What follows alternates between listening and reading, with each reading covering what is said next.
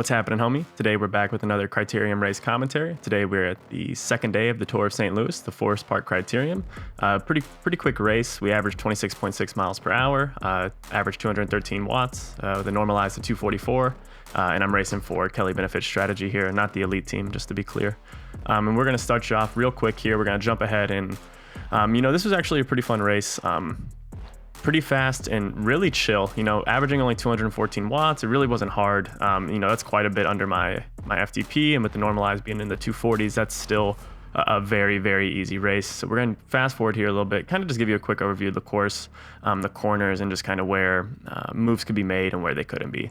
On this back straight, on the left side is the sheltered side. I actually spend most of the race on the right side because it really sets you up a little bit better for the other side of the course, on the start-finish straight where you can be sheltered from the wind. But you'll see here some early moves. Nothing really ever sticks on this course, and so I cover them. I'm doing my best to not drag the field along, but I just don't really see this going anywhere, so I just kind of shut it down right here and decide to not pull through anymore. And you'll see as we come into this final corner that it's about 300-ish meters to the line. So, for the end of the race, sprinting right out of that corner is going to be a little bit too far for most people. And that'll play, into the later part of the video. But quickly jump ahead about 2/3, maybe 3/5 of the way through the race. And, an attack starts going on a preem lap, and I decide to follow it. And we're going really slow at that point, 22 miles an hour, and I'm having to spike it up just to catch the wheel. But that's not really a problem. I do really like that kind of racing, a little bit punchier, a little bit sprintier style. And I recover from those efforts really well. So you'll see here, I'm putting in a little bit of a dig, over 600 watts, just to shut this down. It is a preem for $40, which, would be quite nice to win. And we're actually set up very, very well. The field isn't really chasing much at all. And we're going pretty quick, 30 miles an hour.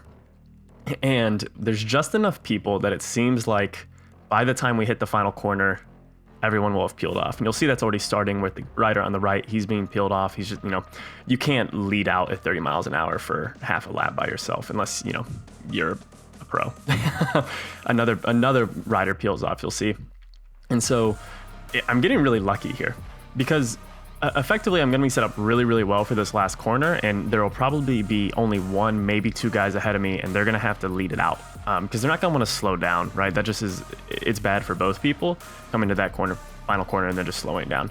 And so I'm actually feeling pretty good about this, and just the fact that, as you can tell, two people in front of me, we take the final corner a little bit slow, and they start to ramp it up a little bit, and I'm kind of confused at this point. I was like, okay, I guess he's just letting the wheel go. He doesn't want to win the preem, right? So that's fine. And I catch this guy, and I come around him, and I'm like, well, I don't know why no one's sprinting for the preem. And I take it down pretty easily. And I find out after the race that that's actually not the case. You can barely see him, but you'll see this rider. I don't know how he got that far off the front. I must have just missed him. We kind of hit here to the final laps of the race, and it's getting tight, and I end up getting my bars bumped. You'll see I swerve over to the right after getting bumped, and I'm talking to the rider, and it's no big deal, right? It's just racing. But he tells me that he actually had my bars hooked with his brake lever, and he was a lot more, nervous about it, or just making a point like, hey, that was really close. Just a part of racing. Cool guy. All the Marion riders seem to be pretty cool, but we skip ahead here to the final last half of the race, and it is wide. It is 10 riders across, and there's no control.